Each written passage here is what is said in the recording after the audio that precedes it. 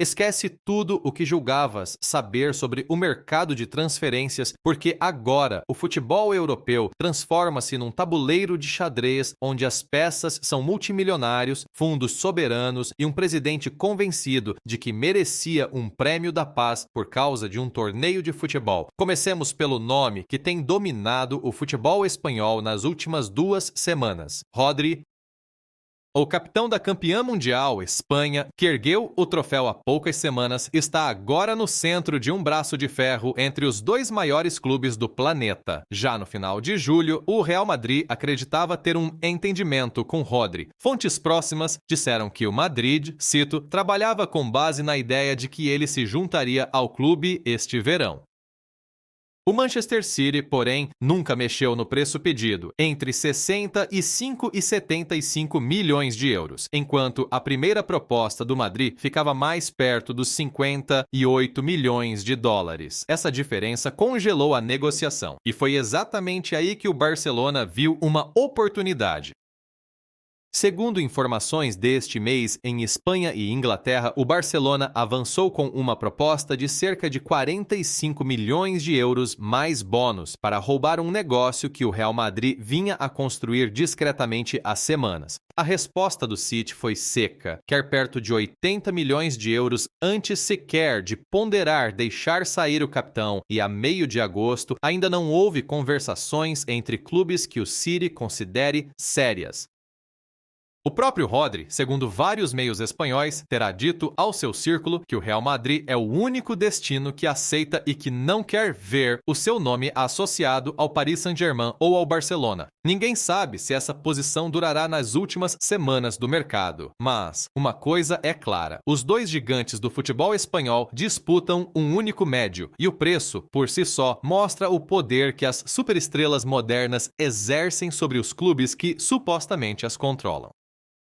É aqui que a história se torna política, porque este caos do mercado não acontece no vazio. Acontece num desporto que se tornou um dos palcos mais visíveis do poder brando mundial no século XXI. Em nenhum lugar isso é mais evidente do que na Turquia, onde o futuro de Victor Osimhen está a ser decidido não só pelos golos, mas também por um reino que está a repensar toda a sua estratégia econômica.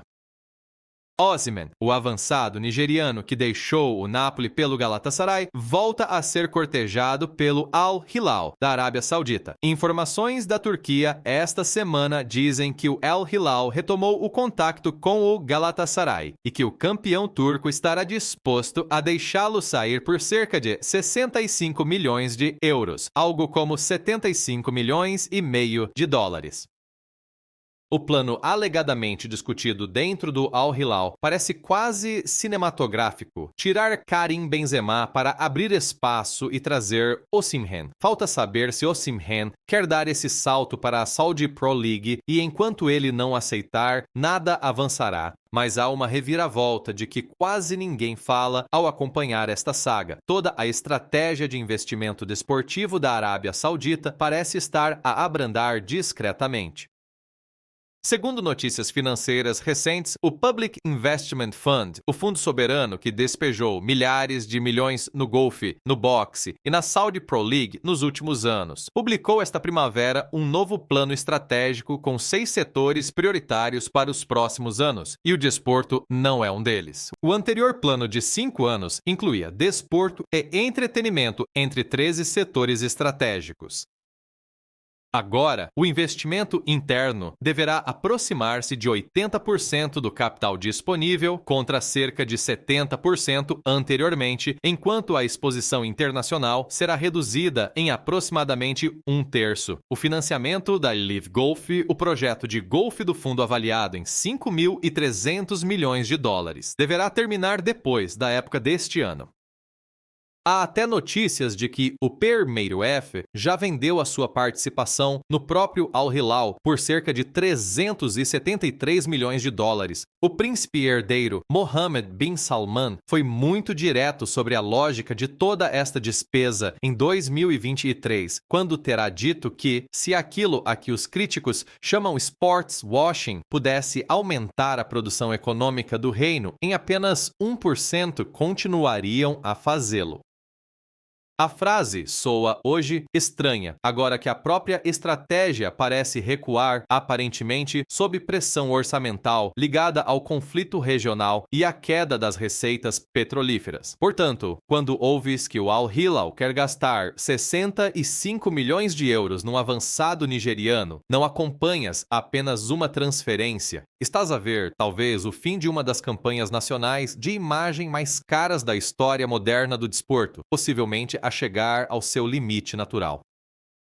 Isso leva-nos a Paris e a um tipo de projeto estatal muito diferente que não está a recuar, mas a redobrar a aposta. Ferran Torres, o avançado espanhol que passou as últimas épocas no Barcelona, parece de saída de Camp Nou. Fabrizio Romano confirmou que a transferência está praticamente fechada e o sinal foi quase comicamente simples. Torres faltou por completo ao treino do Barcelona sem informação oficial do clube sobre lesão ou problema médico. No futebol, esse silêncio costuma significar uma coisa: a mudança já está a ser finalizada noutro lugar, muito provavelmente com exames médicos e documentação no Paris Saint-Germain. E o Paris Saint-Germain, claro, é o lugar perfeito para falar do choque entre futebol e geopolítica, porque este clube nunca foi apenas um clube de futebol. A Qatar Sports Investments comprou o PSG em 2011, poucos meses depois de o Qatar receber o direito de organizar o Campeonato do Mundo.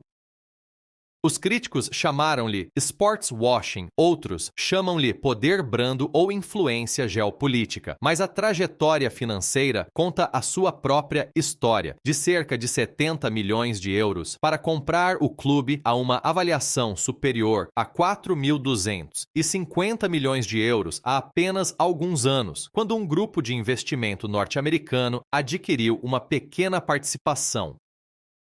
Por quase qualquer critério, o PSG continua a ser o projeto desportivo apoiado por um estado mais bem-sucedido da história do futebol, e esta semana voltou a prová-lo em campo. Na quarta-feira à noite, em Salzburgo, o Paris Saint-Germain defendeu o título da Supertaça da UEFA ao vencer o Aston Villa por 2-1, numa final emocionante.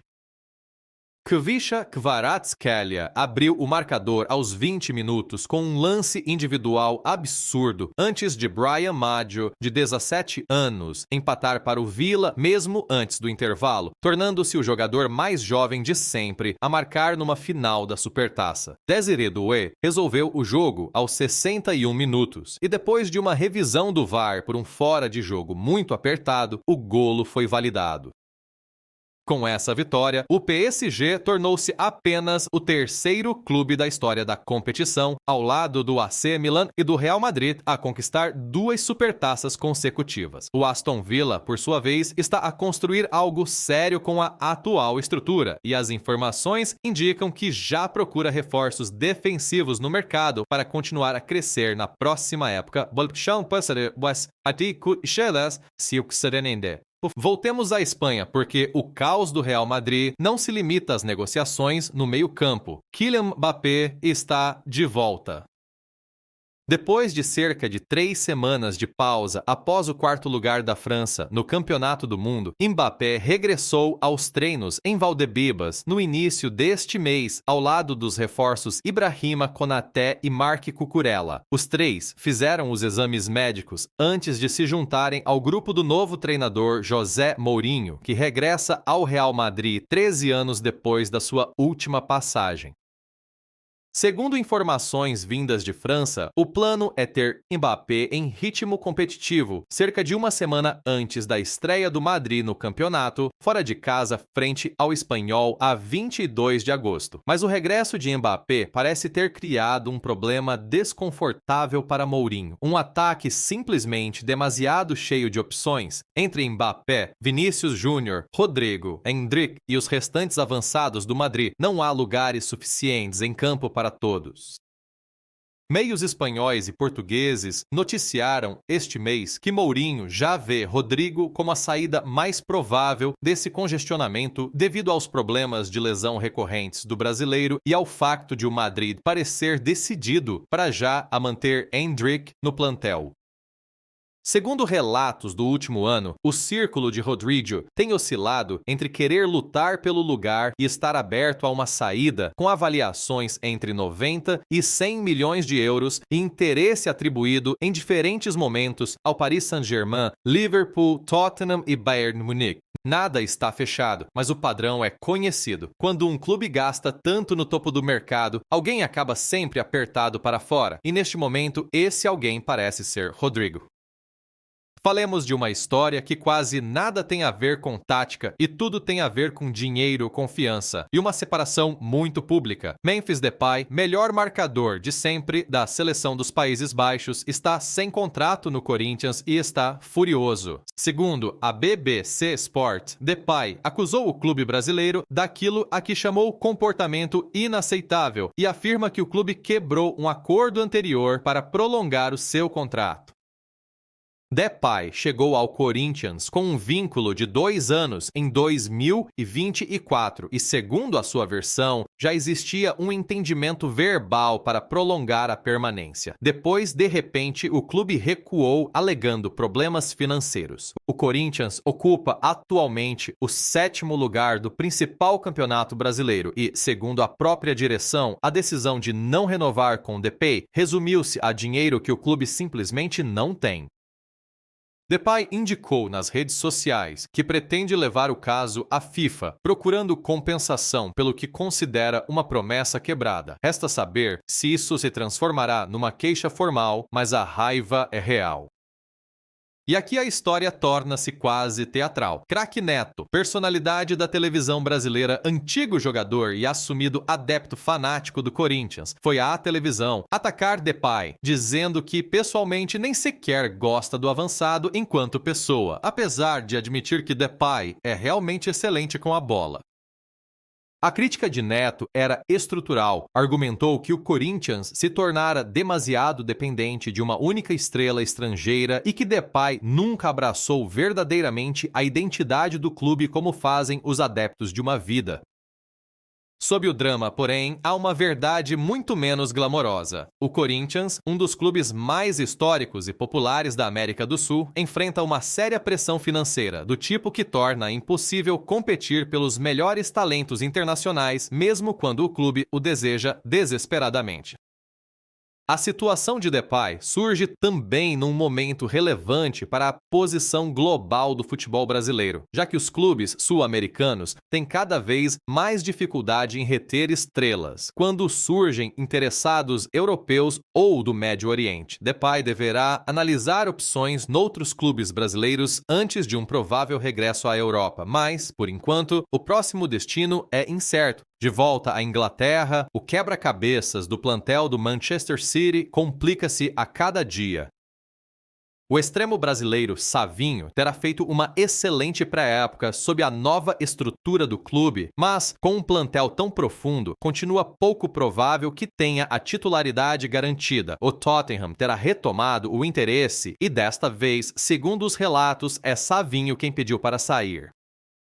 Com a saída de Pep Guardiola do clube, parte da lealdade que poderia ter mantido Savinho paciente num papel de rotação parece ter se dissipado e se o Tottenham apresentar uma proposta séria, o City poderá estar disposto a deixá-lo partir desde que o preço corresponda às exigências habituais, porque o clube tem exigido valores elevados pelos seus jogadores neste mercado. Entretanto, há uma transferência muito diferente a ganhar forma no Etihad.